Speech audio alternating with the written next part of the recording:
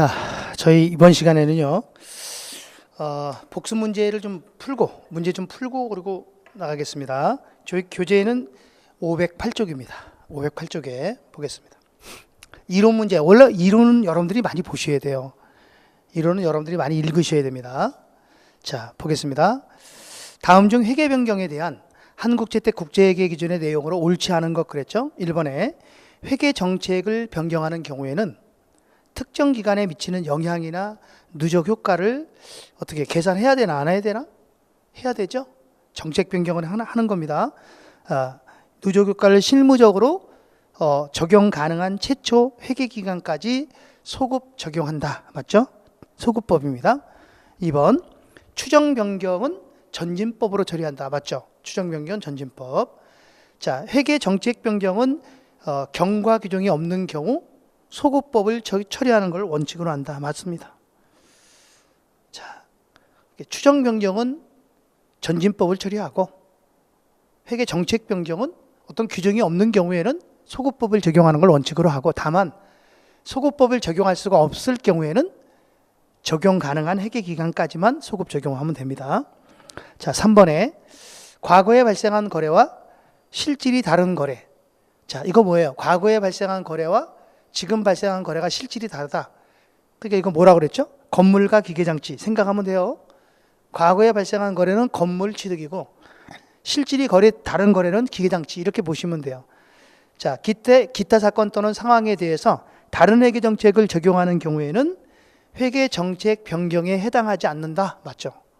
정책 변경 아닙니다. 자, 그다음 회계 정책 변경을 소급 적용하는 것은 변경으로 인한 누적 효과는 회계 변경 누적 효과의 감옥으로 하여 당기 손익에 반영한다. 이게 틀렸어요. 회계 변경 누적 효과는 당기 손익에 반영하면 안 돼. 어떻게 해야 되죠? 그렇죠. 전년도에 넘어온 전기 2월 이익잉여금에서 수정해야지.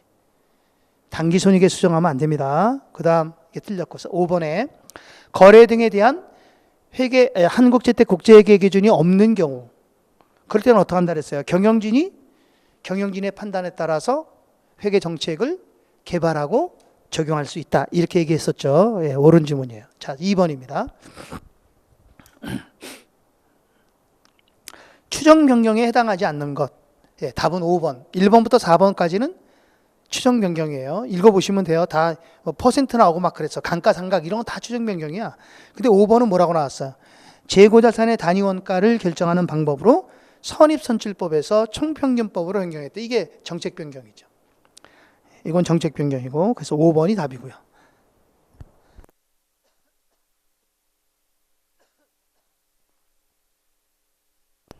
자, 3번입니다. 다음 중 성격이 다른 하나는 그랬어요. 성격이 다른 걸 물어보는 거죠. 1번 대손상각 유래 변경, 이거 추정 변경이죠. 그 다음에 재고자산의 진부화, 이것도 추정 변경이네. 감가상각, 이거 추정 변경이에요. 감가상각은. 그 다음 재고자산 평가 방법의 변경, 이거는 정책 변경이지. 예. 그 다음 5번에 감가상각 방법의 변경, 이것도 추정 변경이고. 4번이네요. 그 다음 4번 봅니다.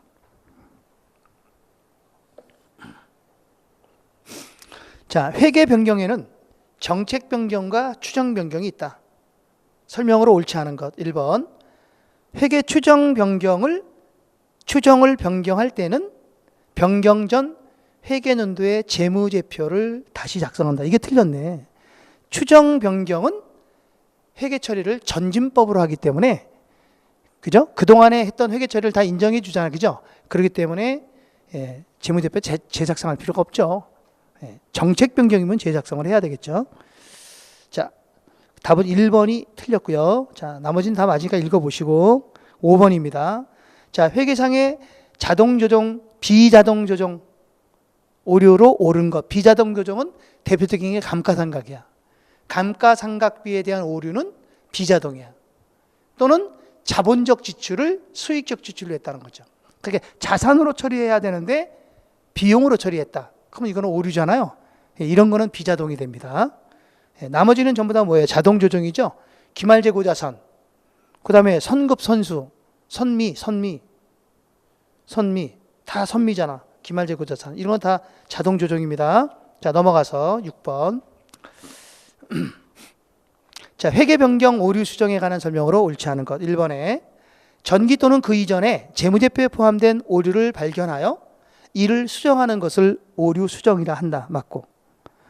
2번에 중대한 오류는 재무제표의 신뢰성을 심각하게 손상할 수 있는 매우 중요한 오류를 말한다. 맞아, 이건 맞았어요. 중대한 오류는 재무제표의 신뢰성을 심각하게 손상시킬 수 있어요. 근데 그게 뭐가 틀렸어요? 당기손익으로 보고한다. 이게 틀린 거예요. 당기손익으로 보고하면 안 돼요. 어떻게 해야 되죠? 중대하던 중대하지 않던 중대성 여부를 불문하고 전기 오류는 전기 2월 이익잉여금에서 수정해야 돼. 당기손익으로 보고하면 안 됩니다. 아주 중요한 지문이에요. 자, 틀렸고요. 그 다음 3번.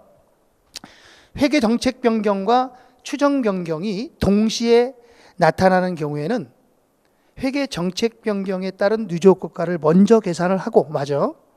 그리고 소급 적용한 후 추정 변경의 전진법을 적용한다. 맞아요. 그러니까 동시에 같이 나타났을 때는 정책 변경을 하고 난 다음에 추정 변경을 하는 거야.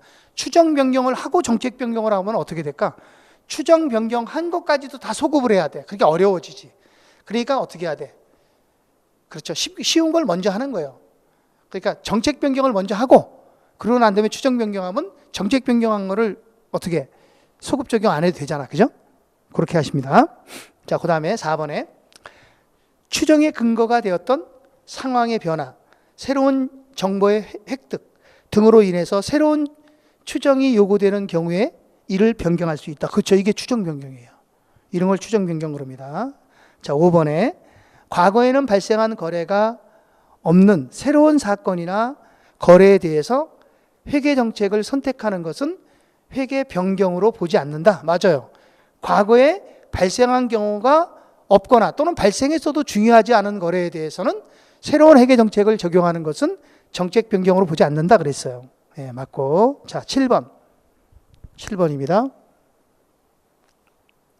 자, 옳은 걸 물어봤죠? 옳은 겁니다. 옳은 거.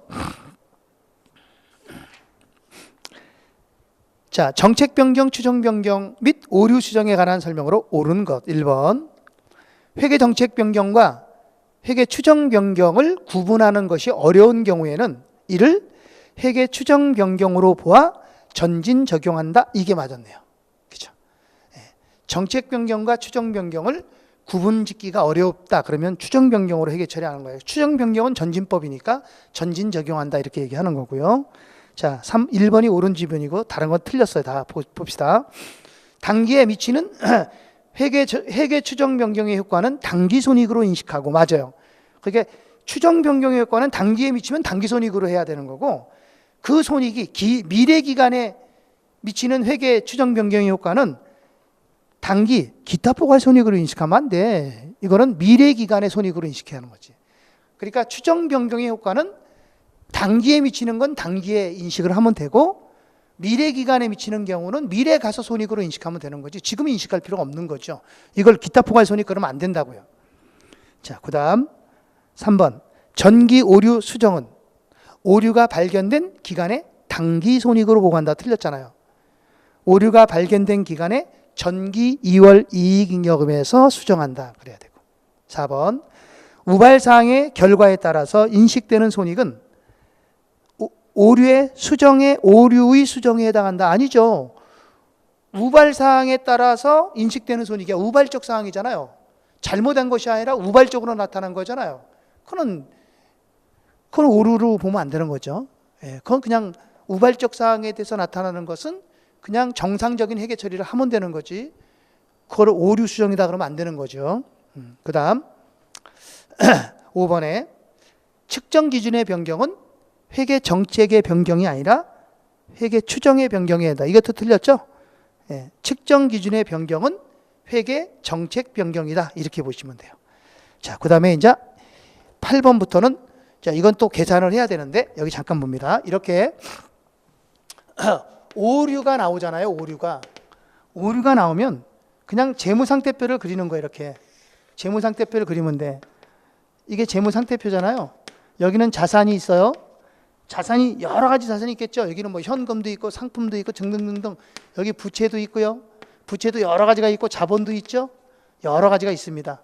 그리고 사실은 여기 밑에 누가 또 있어요. 사실 여기 밑에 손익계산서가 있어요. 여기 수익도 있고 비용도 있단 말이에요. 수익 비용이 있어. 수익도 다 들어가 있고 비용도 다 들어가 있는 거야. 이러한 재무상태표를 그려야 되는데 둘 다 그리려면 복잡하거든. 그러니까 그냥 재무상태표 하나만 그려갖고 하는 거예요. 하나만.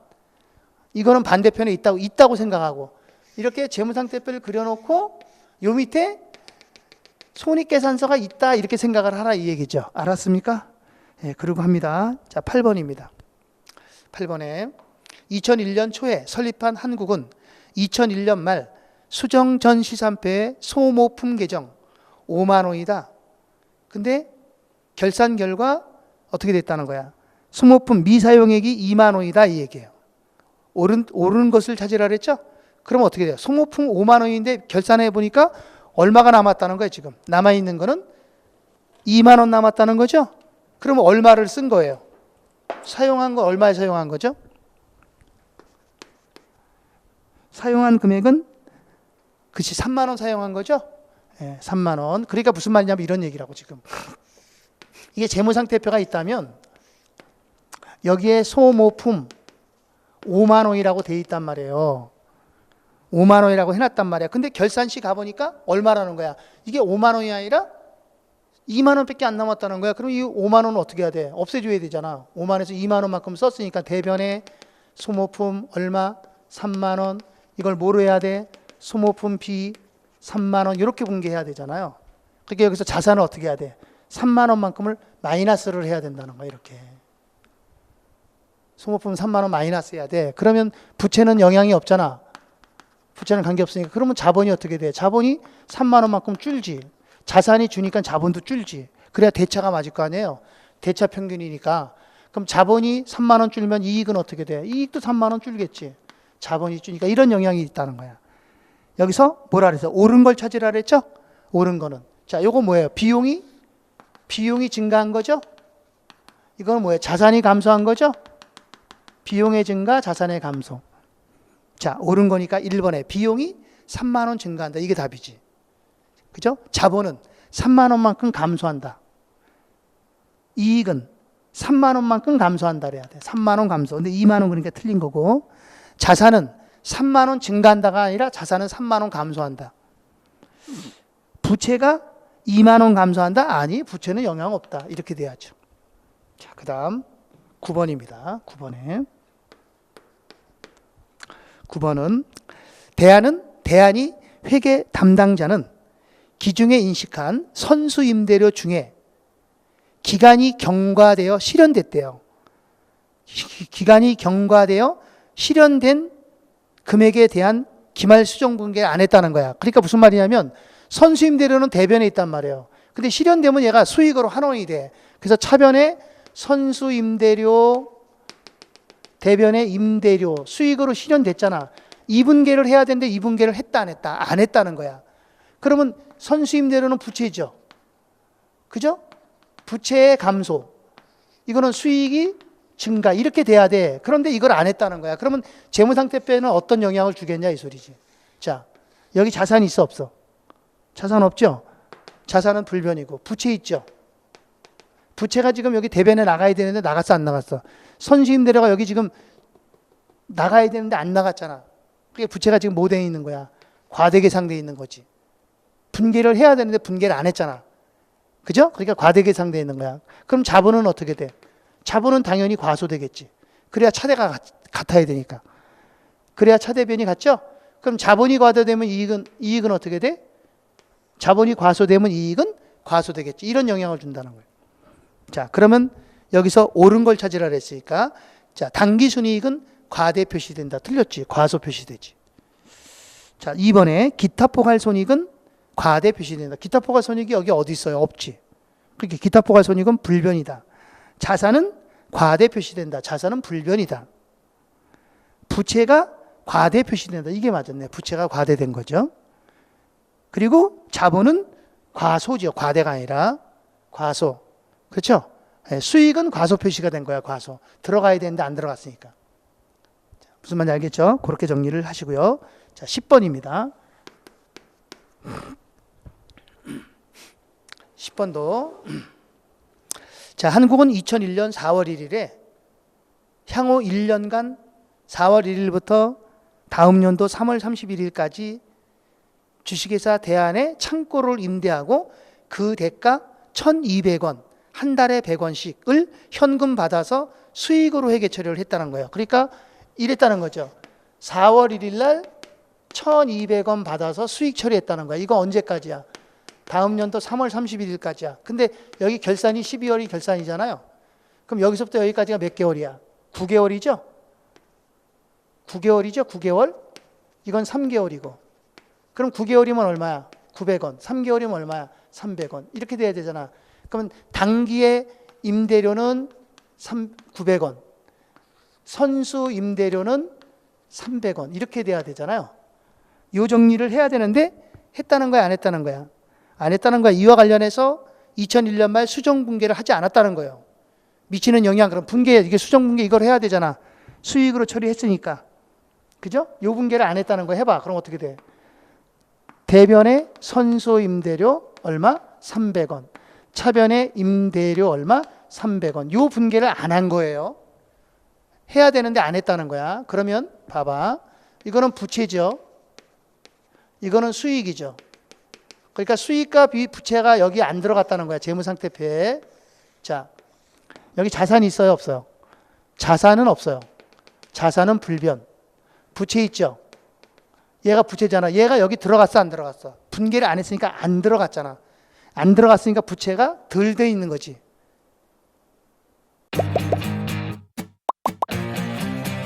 에듀윌 유료 회원만의 명품 교수 서비스.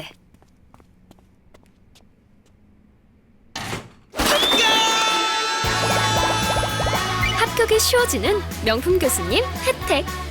오직 에듀윌 유료 회원에게만. 에듀윌.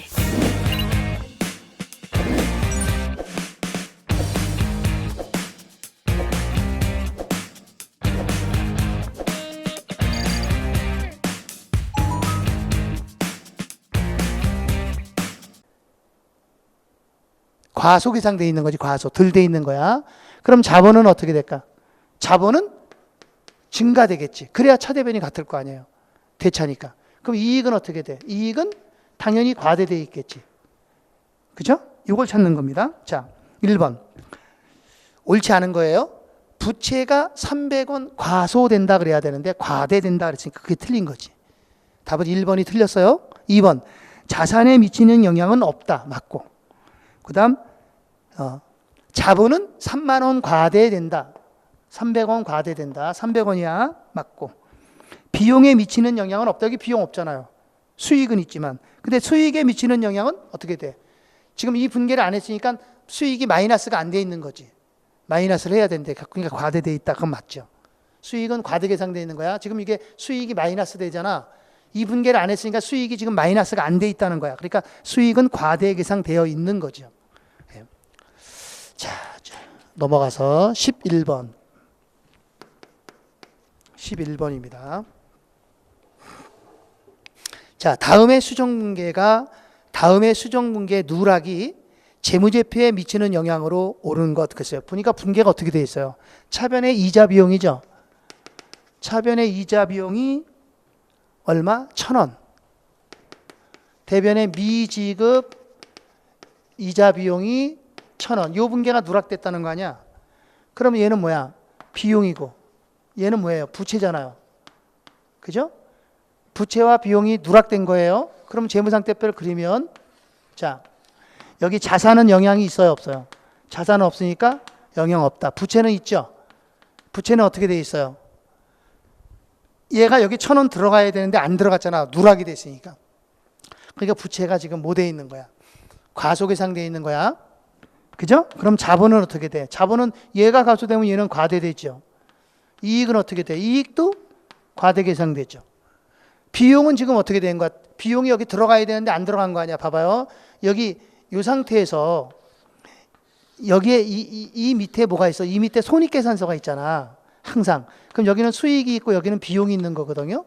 근데 여기는 수익이 없으니까 수익은 영향이 없는데 비용이 지금 여기 들어가야 되는데 안 들어갔잖아. 과소된 거지. 비용은 과소계상된 거란 말이에요. 비용이 분계가 안 됐으니까 이렇게 된 거예요. 그랬을 때 미치는 영향, 문제에서 뭐 물어봤어? 비용과 부채가 과소 표시되고, 비용과 부채는 과소 표시되고, 비용과 부채는 과소 표시되고, 또 자본은 과대 표시된다. 그게 맞았네. 답은 5번이 되죠. 답은 5번입니다. 그래서 5번이 답이 된다. 그렇게 보시면 돼요.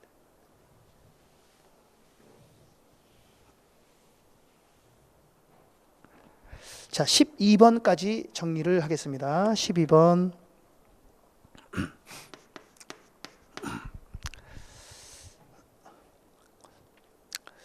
제가 왜 이렇게 문제를 다 풀어드리냐면 가급적 다 풀으려고 하는 이유가 심화 과정에서는 이게 어렵기 때문에 그냥 간단하게 나올 것만 탁 치고 넘어갈 거예요. 그래서 가급적이면 문제를 많이 풀어드리려고 합니다. 그래서 안 푼 문제는 제가 심화해서 풀어드리기는 할 건데, 예, 보겠습니다. 12번까지 할게요.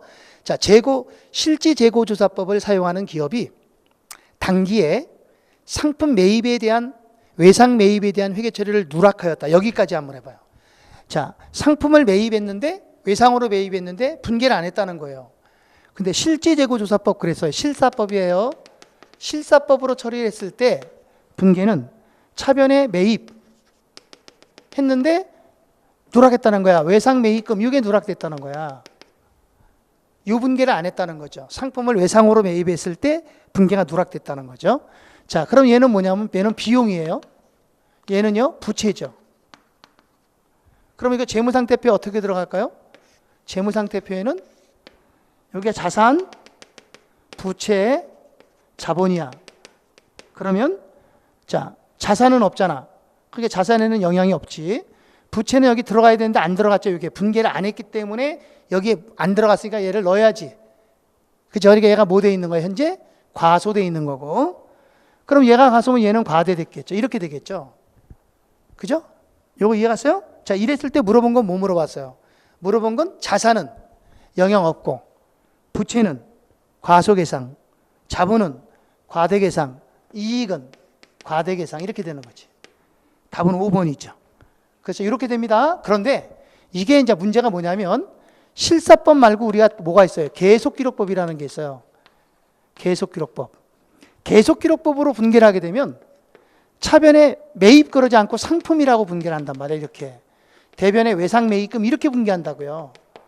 분계가 달라. 실사법하고 계속기록법은 달라요. 이렇게 분계가 돼. 그럼 얘는 자산이거든요. 여기는 부채고요. 그러면 재무상태표에는 영향을 어떻게 주겠어요? 재무상태표의 영향은 자산, 부채, 자본이라면 자산은 과수됐지. 분계 안 했으니까. 부채도 과수됐지. 자본은 불변이지. 얘하고 얘가 마이너스니까 얘는 불변이지. 그러니까 얘가 불변이면 이익도 뭐가 돼? 이익도 불변이지. 이렇게 되는 거죠. 자, 그랬을 때 답은 몇 번이 답이 되냐면 1번이 답이 되는 거예요. 그래서 1번은 거기다 써놔요. 뭐라고? 계속 기록법이라면 1번이 답이 되는 겁니다. 실지재고조사법이면 5번이 답이 되는 거고. 분계 요걸 잘 생각했어요. 여기 매입이라고 분계하고 여기는 상품이라고 분계한다는 거. 요 차이를 우리가 꼭 알고 있어야 돼요. 자, 여기까지 하는 걸로 하고요. 저희는 자, 이어서 520쪽에 보면 재무제표 보겠습니다. 재무제표에 대한 걸 나가겠습니다.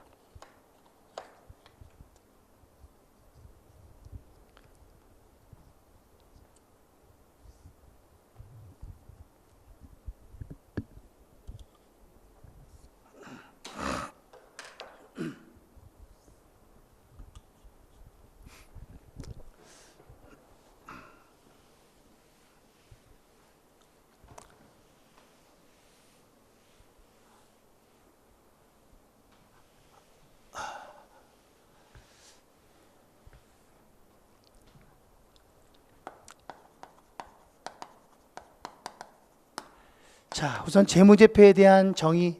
재무제표가 뭐냐 이거죠.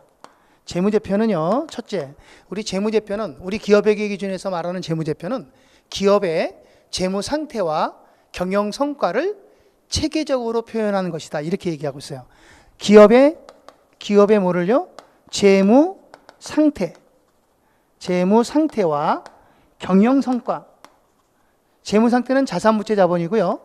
경영성과, 이거는 수익과 비용을 체계적으로 표현된 것이 재무제표다. 그러니까 재무보고에 대한 수단이다.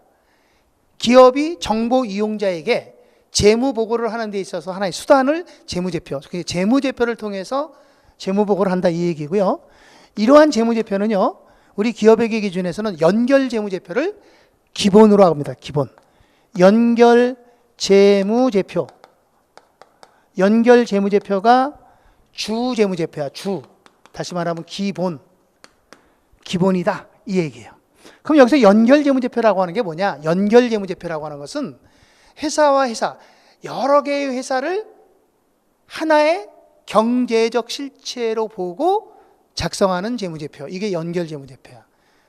왜 이런 게 있잖아요. A라는 회사가 A, B, C, D라는 회사를 거느리고 있다. 그럼 얘는 모 회사에 해당하죠. 어미무자. 얘네들은 자회사에 해당하잖아요. 그렇죠? 그게 지배종속관계. 얘가 지배회사, 얘가 종속회사. 이때 재무제표를 작성할 때 어떻게 작성한다는 거야? A가 이거를 하나의 경제적 실체로 보고 작성되는 재무제표를 연결재무제표라고 해요. 이게 기본이에요. 근데 나는 연결 대상이 하나도 없다. 나 혼자다. 그러면 그때는 당연히 어떻게 해야 돼? 개별 재무제표를 작성하는 거예요. 그래서 재무제표는 크게 두 가지가 있는 거죠. 연결재무제표와 개별재무제표 두 가지가 있습니다. 자, 두 번째, 재무제표를 작성하는 목적이 있어요. 재무제표는 왜 작성하느냐? 재무제표를 작성하는 목적은 기업이 재무 상태와 자산 부채 자본과 수익 비용, 경영 성과를 재무 정보 이용자에게 제공하는 거예요. 그게 목적이에요. 그러니까 재무제표의 목적은 재무 상태, 다시 말하면 자산, 부채, 자본과 재무 상태와 경영 성과. 뭐예요? 경영 성과는 수익, 비용. 경영 성과를 누구에게? 재무 정보 이용자에게, 정보 이용자에게 제공하는 것. 자, 그러면 얘네들은 이 두 가지 목적이 있다는 거야. 이게 재무 상태와 경영 성과를 재무제표 이용자에게 제공하는 것을 목적으로 하는데, 그럼 어떤 점에 유용성이 있느냐라고 하면 이 재무제표는 미래 현금 흐름을 전망할 수 있는 정보를 줘요. 미래 현금 흐름을 예측할 수 있는, 예측하는데 도움을 줍니다. 두 번째는요, 경영자의 자산에 대한 경제적 자원에 대한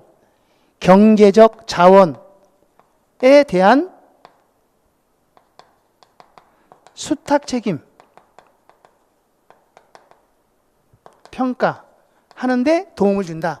그러니까 결국 재무제표의 작성 목적은 미래 순현금 흐름을 예측하거나 전망하는 데 도움을 주고, 그리고 경영자의 자산에 대한, 자원에 대한 수탁 책임 평가에 대한 도움을 준다. 이렇게 보시면 되고요.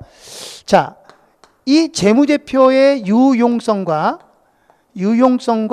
한계가 있어요. 한계점. 재무제표의 유용성은 뭐예요? 재무제표의 유용성은 회계 목적이에요. 회계 목적이 재무제표의 유용성이야. 뭐 어떤 거죠? 어떤 정보를 제공해야 된다? 유용한 정보를 제공하는 데 있다. 그게 회계 목적이고요. 이 한계라고 하는 것은 뭐냐면, 한계라는 것은 쉽게 얘기하면 단점이에요. 단점. 어떤 한계가 있느냐? 여러 가지 한계가 있죠. 재무제표는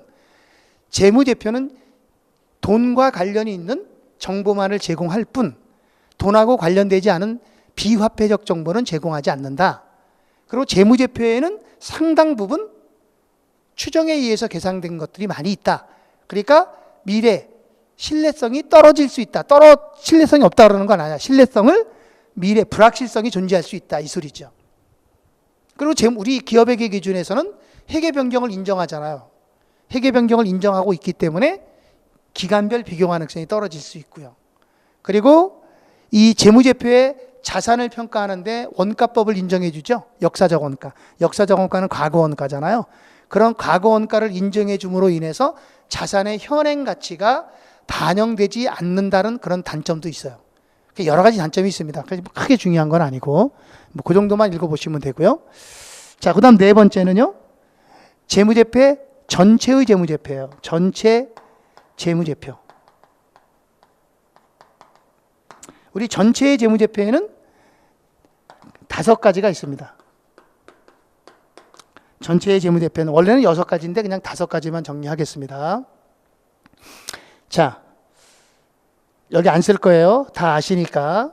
전체의 재무제표는 제일 먼저 기말 재무상태표, 그 다음 기간 포괄손익계산서, 그 다음에 기간 현금 흐름표, 현금 흐름에 관한 정보, 그 다음에 기간 자본 변동표, 그리고 마지막 주석. 이렇게 5가지 아시죠? 이 재무제표는요, 이 재무제표는 다른 명칭을 사용할 수도 있어요.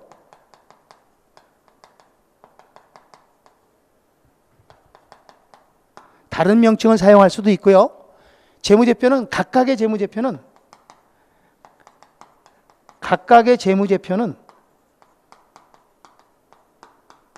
어느 하나가 희생돼서는 안 됩니다.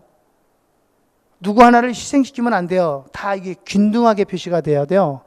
동등 표시, 균등 표시. 그러니까 어느 하나를 희생시키면 안 된다는 거죠. 자, 그 다음에 하나 더 정리한다면 이 재무제표는 성과를 보여주기 위해서 고안된 건 아닙니다. 가치죠. 미안합니다. 기업의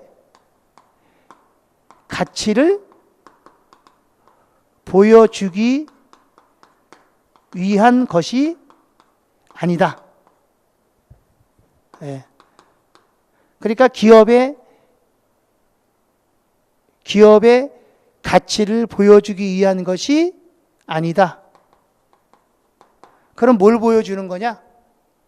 각각의 재무제표는 그 기업의 일정 기간 동안의 성과를 나타내는 거지 가치를 보여주는 건 아니에요. 가치를 보여주면 정보 이용자들이 미래를 예측할 필요가 없어요. 그 보여주는 대로 하면 되는 거지.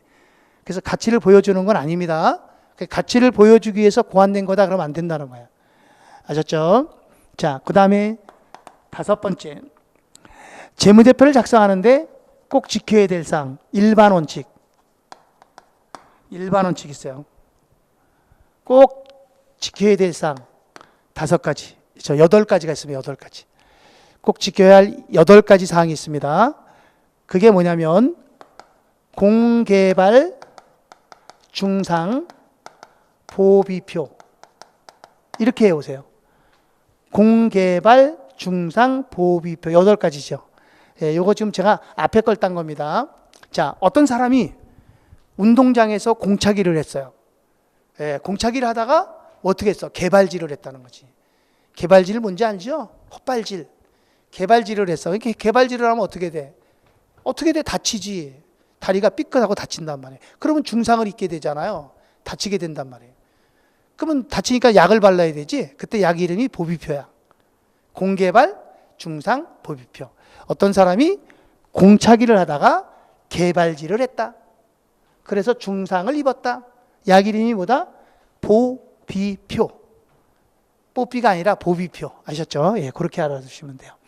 자, 그럼 제일 먼저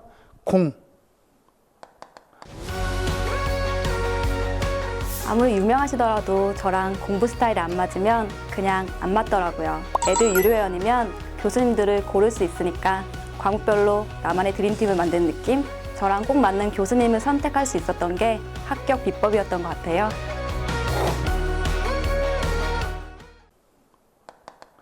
공은요, 공정한 표시예요.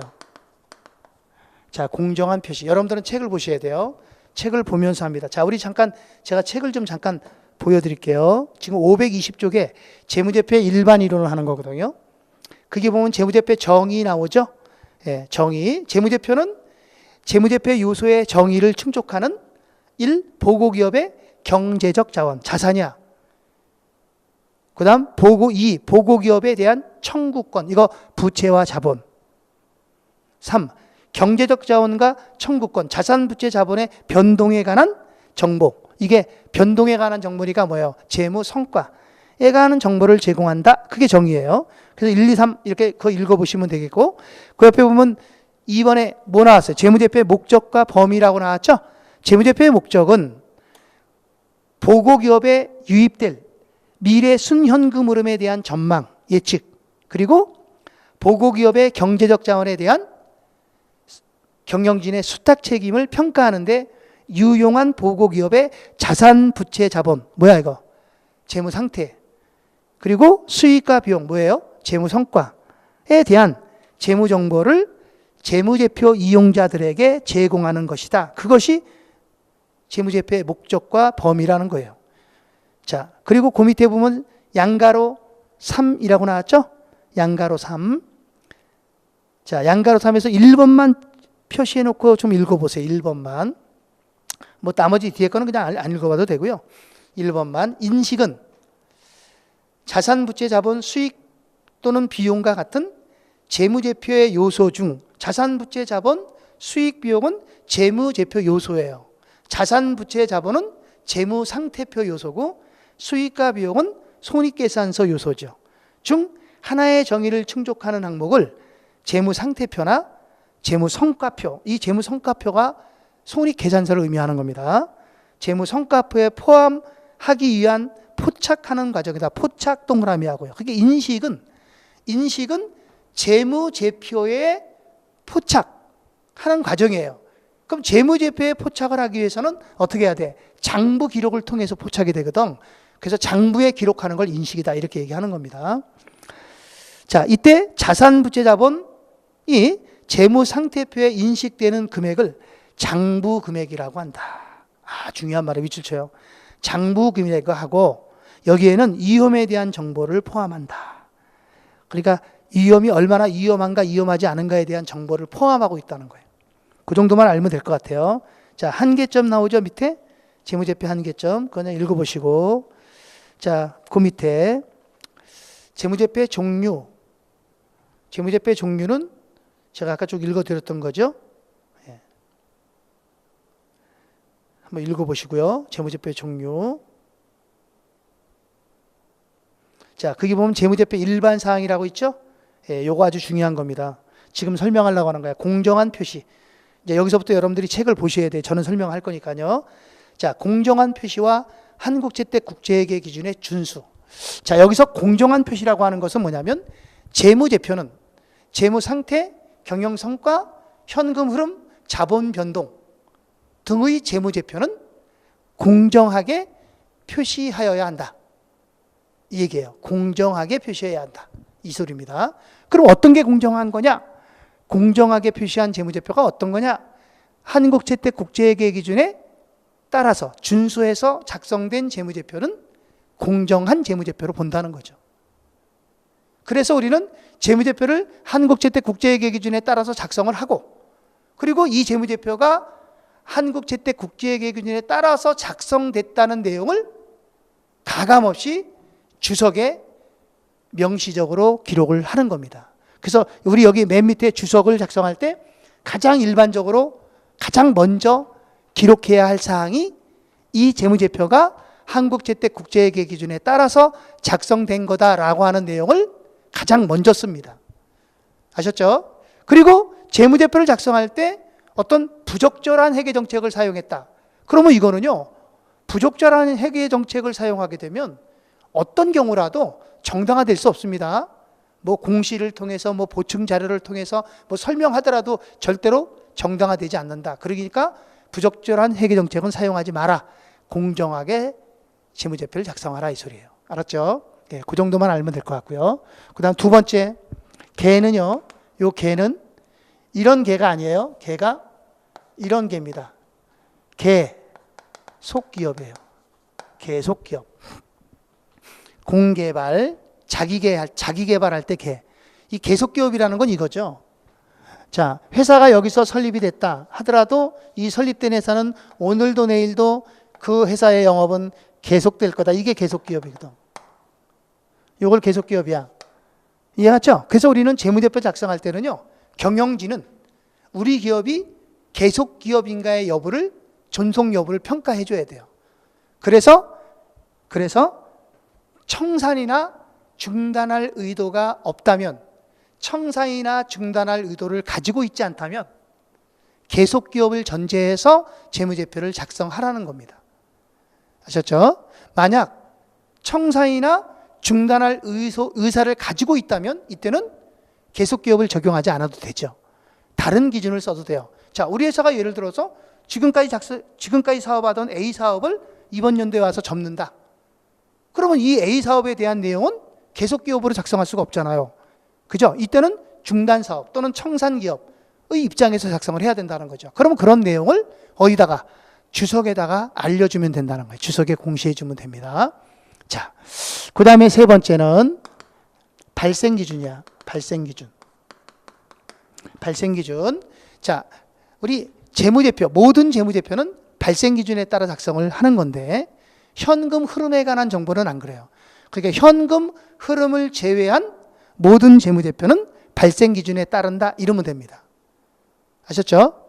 현금 흐름은 현금 기준에 따라서 해야 되고 현금 흐름표를 제외한 나머지는 발생 기준에 따라 작성을 해야 됩니다. 예, 중요한 거예요. 그 다음 4번에 중요성이에요. 중요성에 따라 작성해라. 중요하면 정보를 제공하고 중요하지 않으면 정보를 제공하지 않아도 된다는 얘기거든요. 이 재무제표 항목간에는 유사한 항목이 있고 상이한 항목이 있어요. 상이한 항목은 재무제표 항목에서 상이하다는 얘기가 무슨 말이지? 상이하다는 얘기는 서로 다르다는 얘기예요. 다른 항목, 항목이라는 건 계정 과목을 얘기하는 거야. 회계를 하는 데 있어서 계정 과목을 정할 때 항목, 상이한 항목은 구분 표시합니다. 구분. 개별적으로 표시해야 돼. 개별적으로 표시한다. 이해갔죠? 토지와 건물은 상이한 항목이에요. 이게 개별적으로 써야죠. 그죠? 토지는 토지, 기계는 기계, 건물은 건물, 이렇게 각각 써야 되는 거야. 그게 상이한 항목이야. 그런데 항목 간에는 유사한 항목이 있어. 유사하다. 자, 유사한 항목은 비슷하다는 얘기잖아요. 그럼 비슷하면 통합하라는 얘기가 아니야. 이때는 유사한 항목일 때에는 중요하다 그러면 구분 표시하고, 중요하면 뭐 하라고요? 구분 표시하고, 만약에 중요하지 않다면 이거는 통합 표시하라 얘기야. 합해줘라 얘기야. 항목 간에는 유사한 항목이 있어요. 그럼 그런 유사한 항목들은 중요성에 따라서 구분해서 처리할 수도 있고 통합할 수도 있다. 이런 얘기거든요. 자, 예를 들면 우리 현금이라는 계정을 봐봐. 현금 계정과 여러분들 현금과 예금은 어때요? 현금과 예금은 사실 똑같지 않나 이거? 뭐 현금성 자산, 현금의 성격이 있는 자산, 이거 세 개는 다 똑같지 않아요? 그죠? 유사한 항목 아닙니까? 사용처가 다 유사하잖아. 예금도 현금처럼 사용할 수 있고 현금성 자산도 현금처럼 사용할 수 있잖아. 그죠? 그럼 얘네들을 굳이 구분할 필요 없다는 거야. 이거는 그냥 통합해서 하나로 만들어라 이거예요. 그 이름이 뭐야? 그 이름이 현금 및 현금성 자산이라는 계정을 쓰라는 얘기죠. 현금 및 현금성 자산으로 통합하라는 얘기예요. 하나 더, 외상매출금이라는 계정이 있어요. 그 다음에 받으러움이라는 계정이 있거든요. 이 외상매출금과 받으러움은요, 상품의 외상이에요. 상품을 외상으로 팔면서 생긴 이름입니다. 이 외상매출금은 그냥 외상 준 거고, 받으러움은 어음을 받아놓은 거야. 돈을 안 받고 어음 받은 거야. 그럼 이것도 외상이잖아요. 그래서 이거 두 개는 성격이 비슷하다, 유사하다. 둘 다 뭔데? 둘 다 상품을 팔고 돈 못 받았잖냐. 그러니까 이거 두 개를 그냥 묶어서 처리하라는 거예요. 그걸 이름 뭐라 하냐면 매출, 채권 이렇게 한다는 거죠. 그렇게 통합하는 거예요. 유사한 항목은 통합하는 거예요. 그럼 중요한 항목은 어떤 거냐? 예를 들면 이겁니다. 우리 회사가 지금 A라는 토지가 있고요. B라는 토지가 있어요. 토지가 두 개예요. 그러면 A라는 토지와 B라는 토지는 둘 다 땅이잖아. 그게 이건 유사한 정도가 아니라 아주 똑같은 거지. 땅인데. 그죠? 근데 이 A라는 토지는 내가 이용을 해. 영업용으로. 자가 사용. 우리 회사 주차장으로 이용을 하고 있고, B라는 토지는 이거 임대 줬어, 임대. 다른 사람한테. 그러면 우리 이거 어떻게 해야 돼? 얘는 토지, 유형 자산으로 해야 되고, 얘는 내가 사용하지 않잖아. 임대 줬잖아요. 이걸 투자부동산 그러거든요. 그럼 똑같은 토지라도 이게 중요하다 그러면 이름을 구분해서 써라 이 소리죠.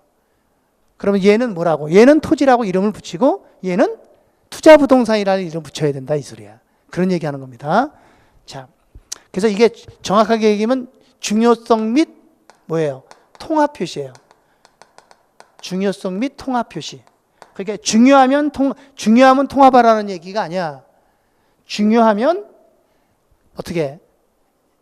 중요하면 유사한 항목 중에 중요하면 구분하여 표시하고 중요하지 않으면 통합해서 표시하라 이 소리입니다. 자, 그 다음에 다섯 번째는 상계죠. 상계라는 말은 뭐예요? 상계는 말 그대로 이렇게 서로 이렇게 까빙이라 그러죠. 까빙. 예, 까빙하지 말고 그냥 순액으로 표시해라. 우리 기업회계 기준에서 상계를 요구하지 않는 한 자산과 부채를 또는 수익과 비용을 상계함으로써 순액으로 표시하면 안 된다 이 소리예요. 어떻게 하라는 거야? 여러분, 총액으로 표시하라는 얘기야. 무슨 말이냐? 우리 회사가 지금 대여금 남한테 돈 빌려준 게 100원 있어. 받을 돈이야. 그리고 또 A라는 사람한테는 우리가 돈을 빌렸어. 얼마? 80원. 그러니까 우리가 결국 줄 돈 받을 돈이 있다는 얘기잖아요. 그럼 이걸 까갖고 어떻게? 그냥 대여금 20원이라고 표시하더라도 재무 상태에는 크게 영향을 주지는 않아요. 순액으로 표시해도. 근데 이렇게 하면 안 된다는 얘기야. 다 써라 이거지. 대여금 100원, 차입금 80원. 그러니까 각각 자산부채를 쓰라는 얘기예요. 다시. 자, 우리 회사가 이자 수익이 100원이 있고요. 이자 비용이 90원이 있다는 거예요. 그럼 이자 수익은 이자 받은 거고 이자 비용은 내가 이자를 준 거잖아요. 그럼 이걸 상계하고 그냥 10원, 이자 수익 10원 이렇게 쓰면 안 된다는 거야. 다 전체를 다 써라 이거야. 알겠습니까? 예. 상계하지 마라 이거야. 자산부채 또는 수익비용을 뭐 한다? 상계하면 안 된다 이 소리야. 순액으로 써야 된다는 거야. 알았어요? 근데 중요한 게 있어요. 뭐가 중요하냐면 다음은 상계에 해당하지 않는다. 다음은 상계가 아니다. 예를 들면 어떤 것들이냐? 매출 채권에 대한 손실 충당금,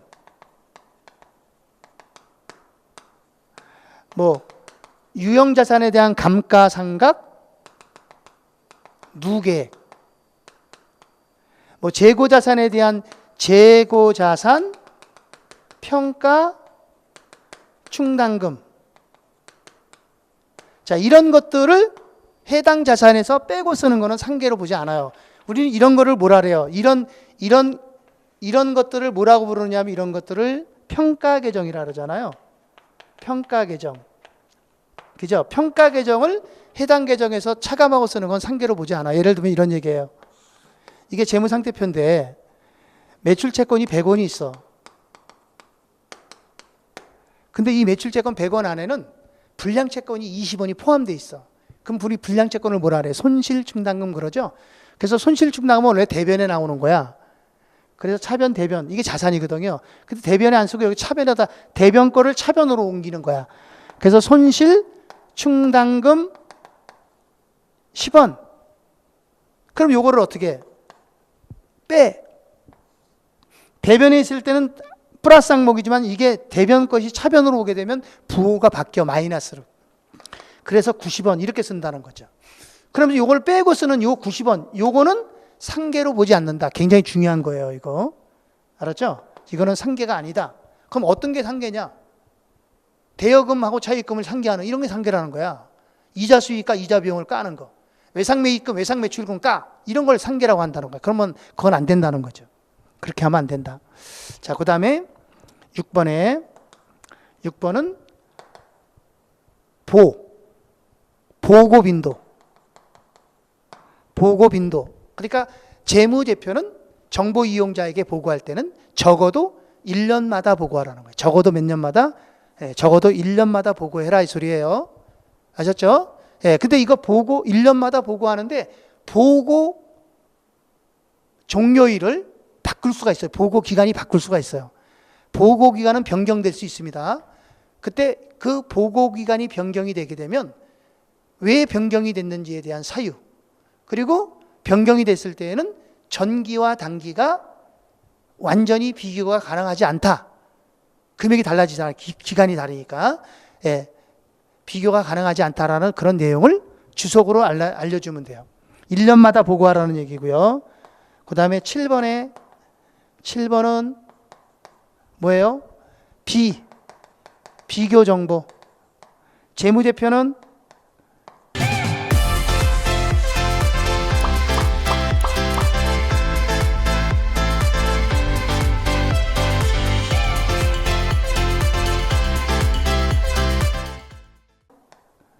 금액을 어떻게 해라? 비교해라. 전기와 단기를 비교해서 작성하라. 비교 보고해라. 이게 무슨 말이냐면 이런 얘기거든요. 자, 예를 들어서, 자, 보세요. 예를 들면, 여기가 계정 과목이야.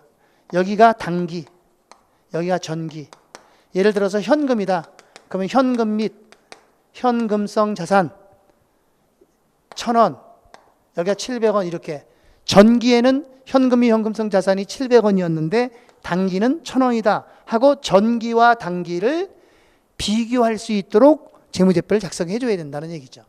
근데 이 비교는 금액만 비교하는 것이 아니에요. 금액만 비교하는 것은 아니고요. 서술형 정보도 비교 대상이다. 서술형 정보는 어떤 정보죠? 서술형 정보는 글로서 표현된 정보, 글로 되어 있는 정보, 서술된 정보, 문자로 서술되어 있는 정보를 얘기하는 거야. 그것도 비교 정보가 된다. 꼭 금액만 비교하라는 것은 아닙니다. 자, 8번에 표시의 계속성. 자, 표시의 계속성은 한번 표시된 재무제표의 항목이나 분류 표시는 매기 동일하게 일괄성 있게 적용하라는 거죠. 이해갔죠? 매기 동일하게 적용해라. 매기 동일하게 적용한다. 그러니까 한 번 정해진 회계 처리 방법은 또는 항목의 표시는 어떻게? 그냥 매기 동일하게 적용하라 이 소리야. 바꾸지 말고. 자, 무슨 말인지 알겠죠? 그렇지만 다음의 경우에는 두 가지의 경우에는 변경이 가능합니다. 두 가지의 경우는 변경이 가능해. 하나는 기업에게 기준에서 변경을 요구할 때, 기준에서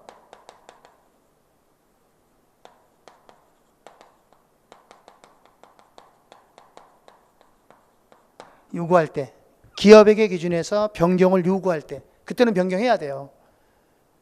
아셨죠? 예. 그리고 또 하나는 변경된 내용이 종전의 내용보다 더 목적 적합하고 신뢰성이 있을 때, 변경된 내용이 더 신뢰성이 있을 때, 이해갔죠? 종전의 재무제표보다 변경된 내용이, 안 쓸 겁니다. 변경된 내용이 더 신뢰성이 높을 때, 목적 적합하고 신뢰성이 있을 때는 변경할 수 있습니다. 이 두 가지의 경우는 변경할 수 있고요. 이렇게 변경이 된 거는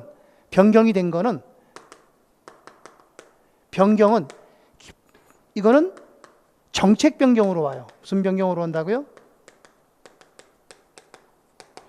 그러니까 표시의 계속성이 변경이 됐다. 이제 지금까지 예를 들면 봐봐요.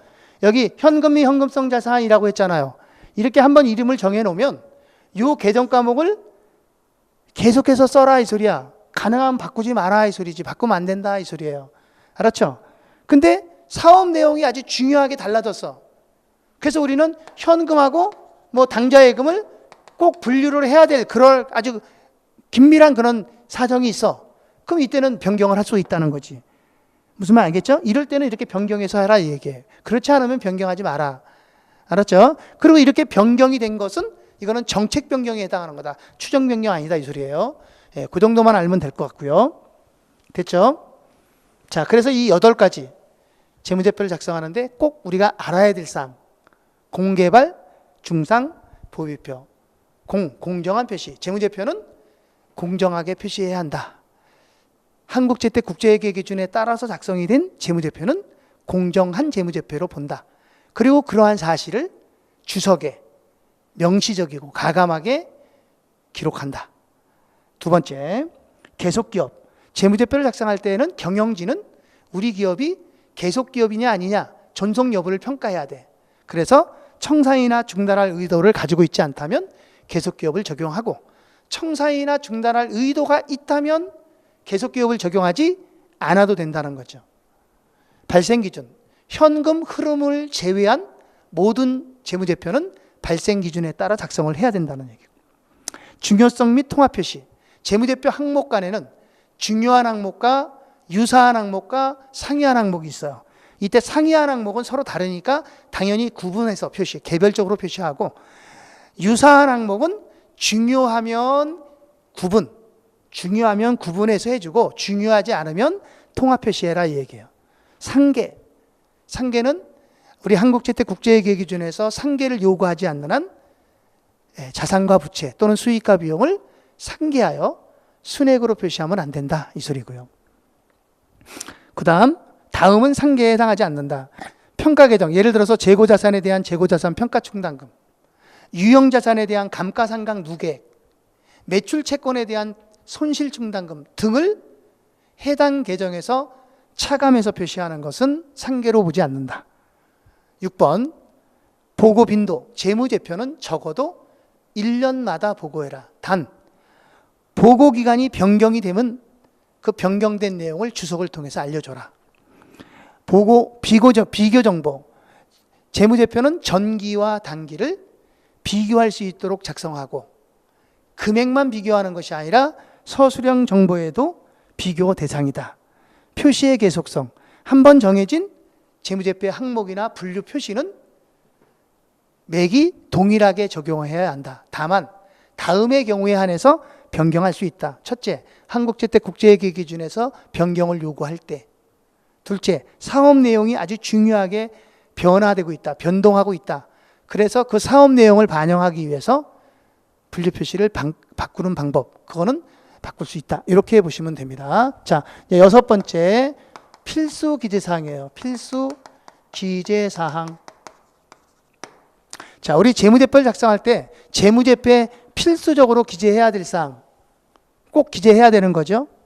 자, 예를 들어서 이게 재무제표라고 해봐요. 그러면 제일 먼저 쓸 게 뭘 써야 돼? 제일 먼저 재무상태표, 재무제표 명칭을 써야 돼. 재무제표 명칭, 재무상태표.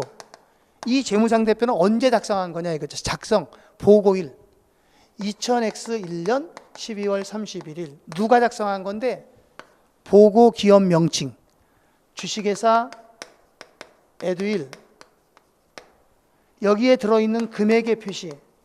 금액은 달러로 표시하지 않죠. 원. 그리고 재무제표에 표시되는 기본 요소. 재무제표에 표시하는 기본 요소. 재무상태표니까 자산 들어가야 되겠죠? 부채도 들어가죠? 자본도 들어갑니다.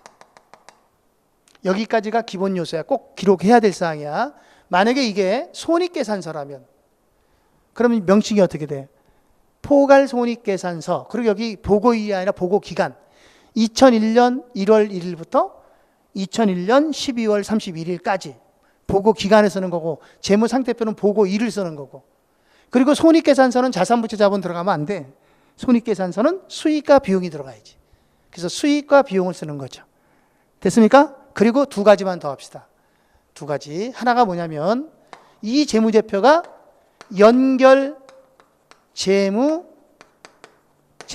인지의 여부. 이걸 알려줘야 돼. 이 재무제표가 연결 재무제표다 아니면 개별 재무제표라는 걸 알려줘야 돼요. 우리 기업회계 기준에서는 재무제표를 연결 재무제표를 기본으로 한단 말이에요. 그러니까 그걸 안 알려주면 정보 이용자들이 전부 다 어떻게 생각하겠어요? 다 연결로 본다는 거죠. 근데 개별 재무제표인 사람은 이거 개별이라고 얘기해줘야 돼, 안 해줘야 돼? 해줘야 된다고. 알았죠? 예, 그리고 마지막 하나가 환율 변동 효과. 환율 변동 효과를 알려줘야 돼. 표시 통화라 그래. 표시 통화. 우리 기업회계 기준 1021호. 1021호야? 23호야? 예, 1021호. 예, 환율 변동 효과를 알려줘야 돼. 이 두 가지를 꼭 알려줘야 됩니다. 예, 여기까지 정리하고요. 우리 이제 문제를 좀 보겠습니다. 문제 한두 문제만 풀고 갈게요. 예. 자, 525쪽에 문제 1번입니다. 자, 재무제표 작성에 관한 설명으로 옳지 않은 것. 1번. 기업은 현금 흐름 정보를 제외하고는 발생 기준 회계를 사용하여 재무제표를 작성한다. 맞죠? 예. 2번. 한국채택 국제회계 기준의 요구에 따라 공시되는 정보가 중요하지 않다면 그 정보는 제공할 필요가 없다. 그럼요. 중요하지 않다면 제공할 필요 없는 거죠. 예, 그게 중요성이에요. 예. 자, 그다음에 세 번째. 자, 재무제표가 한국채택 국제회계 기준의 요구사항을 모두 충족한 경우가 아니라면, 그러니까 이 재무제표가 한국채택 국제회계 기준에 요구하는 것을 모두 충족하지 않았다는 얘기예요. 그러면 한국채택 국제회계 기준을 준수하여 작성되었다고 기재하면 돼, 안 돼? 당연히 안 되는 거지. 기재해서는 안 된다. 그럼요. 그럼 언제 기재하라는 거야? 재무제표가 모두 한국채택 국제회계 기준에서 요구하는 사항을 다 반영했을 때 제공하는 거지, 요구사항을 다 반영하지 않았을 때는 주석에 기재하면 안 돼요. 네, 당연한 겁니다. 자, 그 다음 4번에 일반적으로 재무제표는 일괄성 있게 1년마다 작성해야 한다. 맞아요. 왜? 보고의 빈도는 1년이라 그랬잖아. 12개월. 실무적인 이유로 특정 기업이 보고 기간을 52주 동그라미 하고요. 52주로 하는 보고 관행은 허용한다. 금지한다가 아니라 허용한다. 왜? 52주가요. 12개월이에요. 1년은 12개월. 날로 따지면 365일. 주로 따지면 52주. 이렇게 되는 거거든요. 그래서 허용합니다. 예. 그 다음 넘어가서 5번. 자, 한국채택 국제회계 기준이 달리 허용하거나 요구사항을 요구하는 경우를 제외하고 당기 재무제표에 보고되는 모든 금액에 대해서 전기 비교 정보를 표시한다. 자, 거기다 우리 하나 더 써놔요. 비교 정보를 표시한다. 거기다가 모든 금액에 대해서 밑줄 쳐봐요. 모든 금액에 대해서 밑줄 치고요. 거기다가 하나 더 써요. 서술형 정보에 대해서도 어떻게 한다? 비교 정보를 제공한다. 자, 문제 2번까지 봅니다. 자, 작성 원칙에 관한 설명 중 옳지 않은 것 그랬네. 1번에 자, 재무제표, 전체 재무제표는 적어도 1년마다 작성한다. 맞고요. 2번. 자, 재무제표의 표시 통화는 단위당 1000단위 이상으로 표시할 수 없다. 이게 틀렸어요. 표시 통화는 1000단위 이상으로 표시할 수 있다. 그러니까 생략이 가능하다. 무슨 말이냐면 여기는 원으로 돼 있죠. 그럼 원으로 써도 되지만 1000단위를 잘라버릴 수도 있고 10,000단위까지 잘릴 수도 있고 1,000,000단위까지도 잘릴 수도 있어요. 이거 생략하는 거는요. 정보 이용자의 이해 가능성이 훼손되지 않는다면 생략이 가능합니다. 그러니까 여기서 이게 틀린 거예요. 표시할 수 없다 그러면 안 됩니다. 있다. 예를 들어 100만 단위로 표시할 경우 정보가 지나치게 누락돼요.